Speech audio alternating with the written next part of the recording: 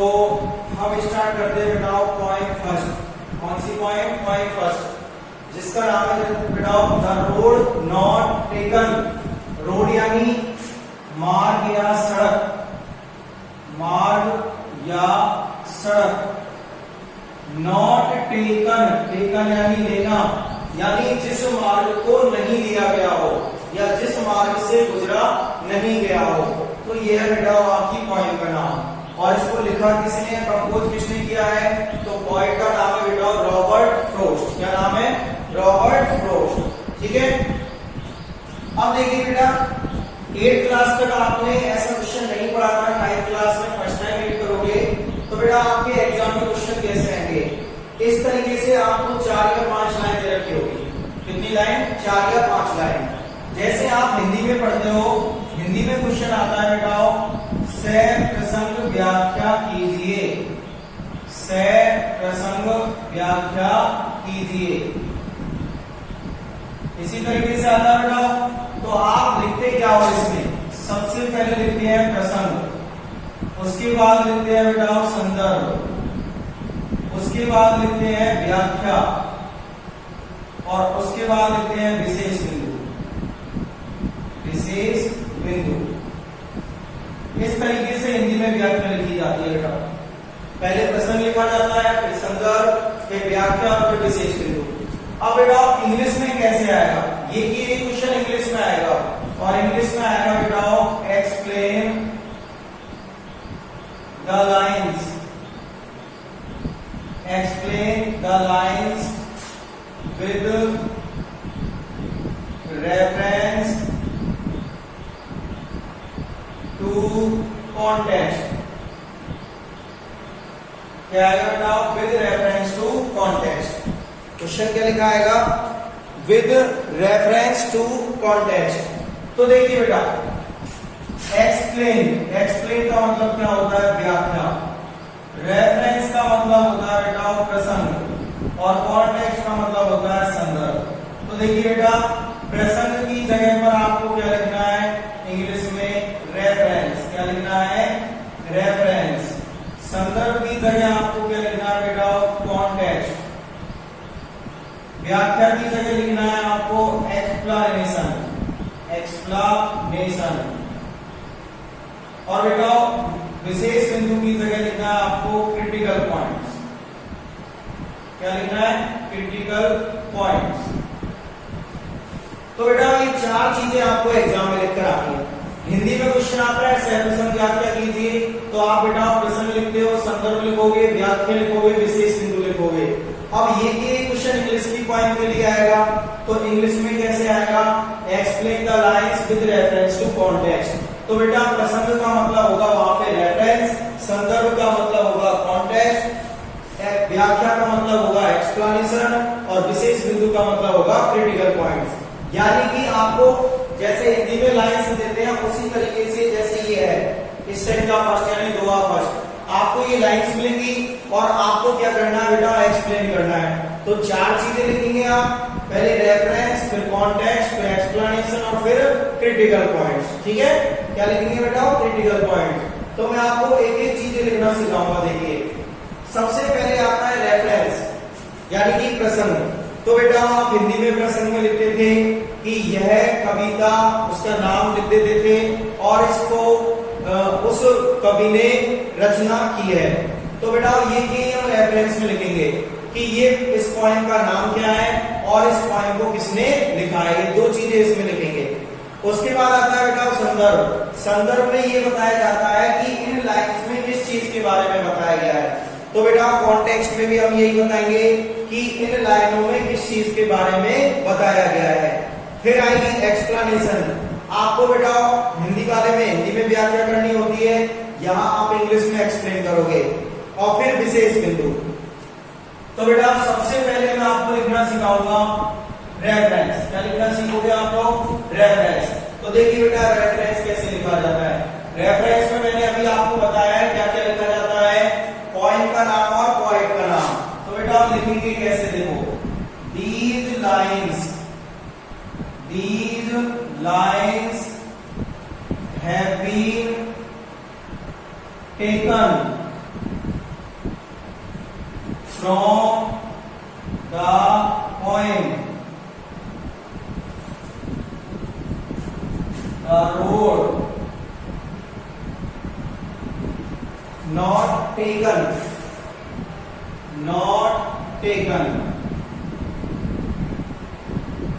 composed by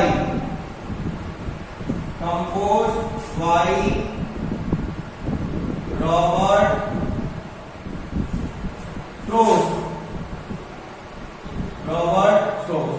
तो देखिए बेटा, इस तरीके से आपको क्या लिखना है, रेफरेंस लिखना है।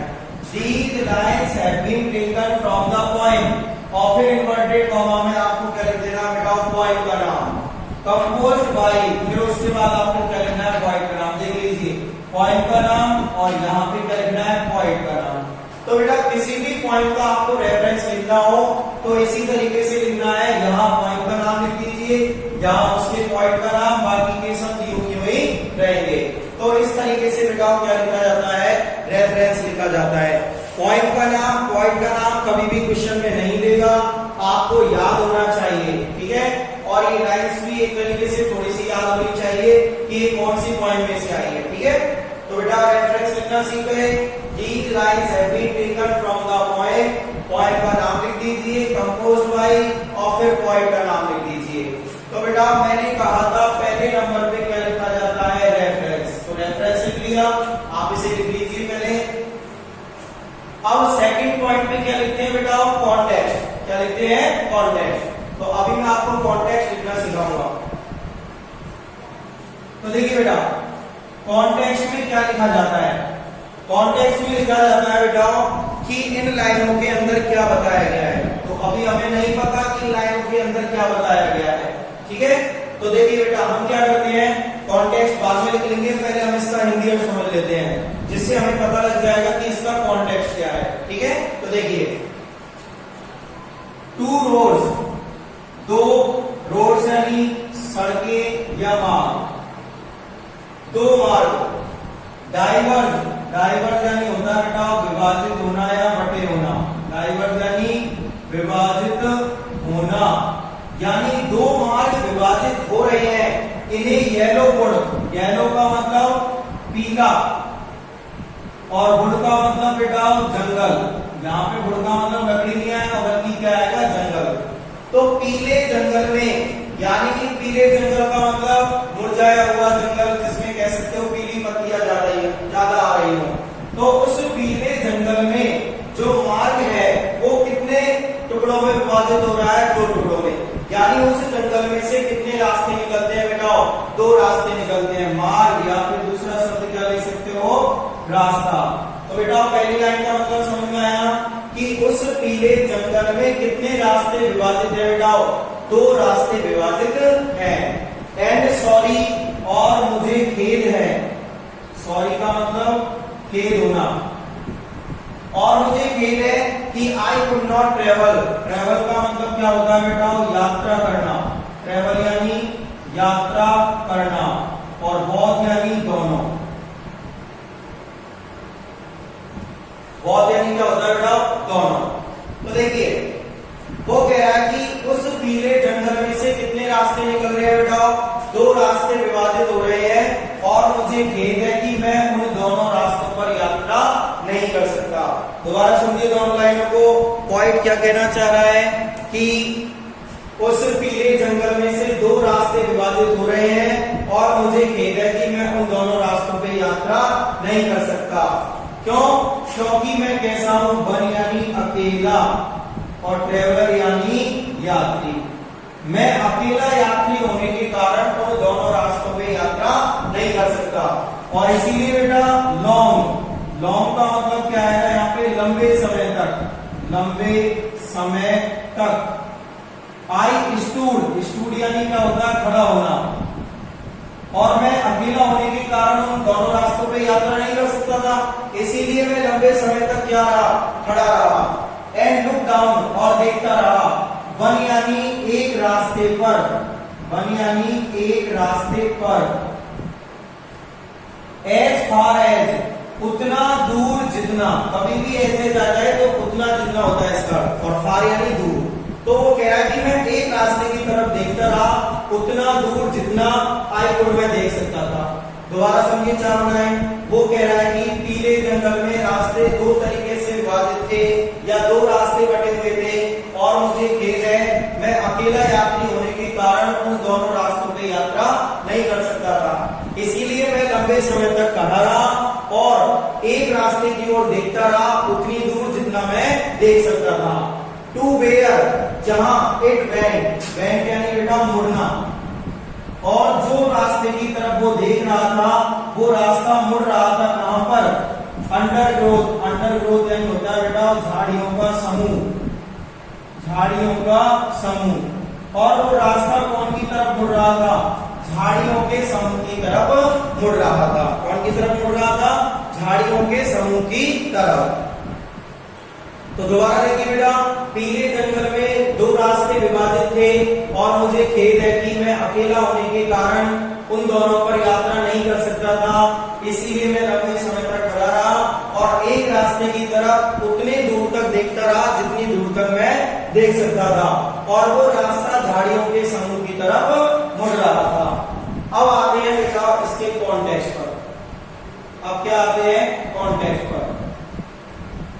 तो देखिए बेटा कॉन्टेक्स्ट, अब आप इसमें देख सकते हो कि पॉइंट जो है वो एक सिचुएशन में फंस चुका है जहां पर उसको कितने रास्ते मिले हैं? दो, और उसे सेलेक्ट कौन सा करना है? केवल एक सेलेक्ट करना है।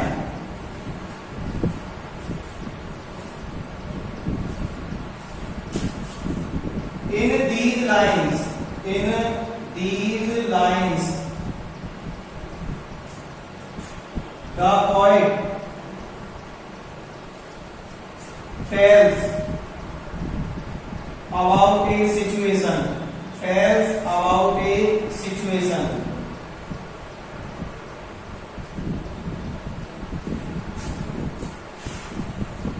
in which he has to select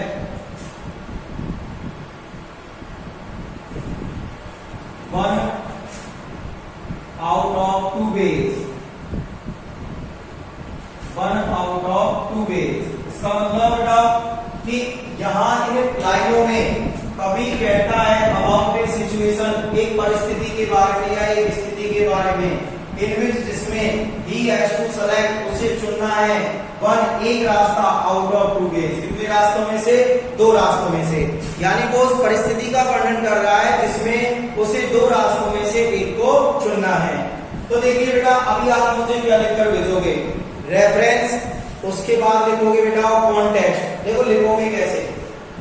number first डालोगे सबसे पहले, और इसको कैसे लिखोगे? Two roads dot dot dot, फिर लास्ट का वर्ड लिख दो अंडरग्रोथ। क्या लिखोगे? अंडरग्रोथ। इस तरीके से बेटा आपको कॉपी में लिखना है, समझ लो कैसे लिखना है। नंबर एक डाल दिया इस तरीके से, फिर आपको बेटा क्या लिखना है? सबसे पहले रेफरेंस, फिर लिखना है बेटा आपको कॉन्टेक्स्ट, फिर लिखनी है आपको हिंदी में व्याख्या, फिर लिखनी है आपको इंग्लिश में एक्सप्लेनेशन, वो मैं आपको सेंड कर दूंगा, और लास्ट में क्या लिखना है? Critical points. ठीक है बेटा, तो इस तरीके से आप लिखोगे कॉपी में। स्टेंजा को इस तरीके से शॉर्ट करके लिखना है, फिर पहला पॉइंट रेफरेंस, फिर कॉन्टेक्स्ट, फिर हिंदी में व्याख्या, फिर इंग्लिश में एक्सप्लेनेशन और last critical points.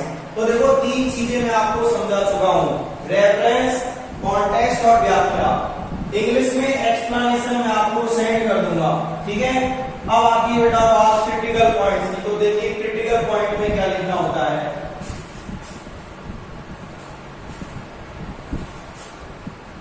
Critical points, इसमें बेटा ओनली आपको राइम लिखनी है। क्या लिखनी है? राइम। अब देखिए राइम कैसे बनती है। राइम के लिए बेटा स्मॉल ABCD यूज किए जाते हैं। क्या यूज किए जाते हैं? Small ABCD। अब राइम बनाना सीख लेना बेटा अच्छे से, ठीक है। राइम के लिए इंग्लिश के स्मॉल लेटर यूज किए जाते हैं ABCD। तो देखिए बेटा राइम कैसे लिखेंगे? इन लाइनों में जो भी लास्ट का वर्ड है सब पे गोले लगा लीजिए। क्या लगा लेंगे? सब पे गोले। ठीक है, गोले लगा लिए। अब बेटा एक एक का उच्चारण कीजिए। पहले उच्चारण को ए माना जाता है, दूसरे को बी, तीसरे को सी, चौथे को डी। देखिए बेटा इसका उच्चारण करोगे गुड़ आएगा। क्या आएगा? गुड़। इसमें क्या निकल रहा है? लास्ट में डे निकल रहा है, तो पहले उच्चारण को क्या माना जाता है? ए। दूसरा उच्चारण कीजिए बौद्ध। इसमें क्या निकल रहा है बेटा? थे निकल रहा है, तो अलग उच्चारण आया नहीं आया? दूसरे उच्चारण को क्या मान लिया? बी। तीसरे का उच्चारण करो बेटा स्टूड, तो देखना इसमें भी क्या निकल रहा है? डे। और आपने डे को क्या माना था? ए माना था, तो इस लाइन के लिए क्या आ जाएगा बेटा? ए आ जाएगा। अगले का उच्चारण करो कुड़, इसमें भी क्या निकल रहा है? डे, और डे को आपने क्या माना था बेटा? ए माना था। अंडर ग्रोथ, ग्रोथ वर्ड आ रहा है लास्ट में, तो इसमें क्या आ रहा है? थे, और थे को आपने क्या माना था बेटा? बी माना था। क्या माना था? बी। पहले उच्चारण को ए, दूसरे को बी। रिपीट हो तो उनको यूं क्यों लिख दो? तो बेटा लाइन क्या बनी? A B A B. क्या लाइन बन गई? A B A B. दोबारा सुनिए, लास्ट वर्ड पे गोले लगाने हैं, उच्चारण कीजिए गुड़। इसमें क्या निकल रहा है? डे, तो पहले उच्चारण को हमेशा क्या मानते हैं? ए। दूसरे का उच्चारण किया बौद्ध, है निकल रहा है। दूसरा उच्चारण है बी मान लीजिए। स्टूड, डे निकल रहा है, डे को आपने ए माना था। कुड़, डे निकल रहा है, डे को ए माना था। बौद्ध, है को आपने बी माना था, तो लाइन क्या आ गई? A B A B. ठीक है बेटा, तो इस तरीके से आपको क्या लिखनी है बेटा? क्रिटिकल पॉइंट्स लिखने हैं। ठीक है, एक बार दोबारा बता देता हूं, आप कॉपी में कैसे लिखोगे। देखिए पहला नंबर डालोगे, फिर लिखोगे आप 2 roads dot dot dot undergrowth, undergrowth, इस तरीके से। अब बेटा इसमें सबसे पहले आप लिखोगे रेफरेंस, वो मैंने आपको लिख के बता दिया है। उसके बाद आप लिखोगे बेटा कॉन्टेक्स्ट, उसके बाद लिखोगे आप हिंदी में व्याख्या, जो मैंने आपको समझा दी है, अब आप खुद लिखोगे। उसके बाद है बेटा एक्सप्लेनेशन, एक्सप्लेनेशन आपको इंग्लिश में लिखनी है, वो मैं आपको सेंड कर दूंगा इसकी, तो आप लिख लेना। और लास्ट में बेटा क्या लिखना आपको? Critical points. क्या लिखना है लास्ट में? Critical points. तो समझ में आया बेटा? सबसे पहले रेफरेंस, फिर कॉन्टेक्स्ट, फिर हिंदी में व्याख्या, फिर इंग्लिश में एक्सप्लेनेशन, और लास्ट क्रिटिकल पॉइंट्स। तो लिख लीजिए बेटा इनको। इस तरीके से आपको कॉपी में लिखना है और मुझे चेक कराने के लिए सेंड भी करना है। ठीक है बेटा?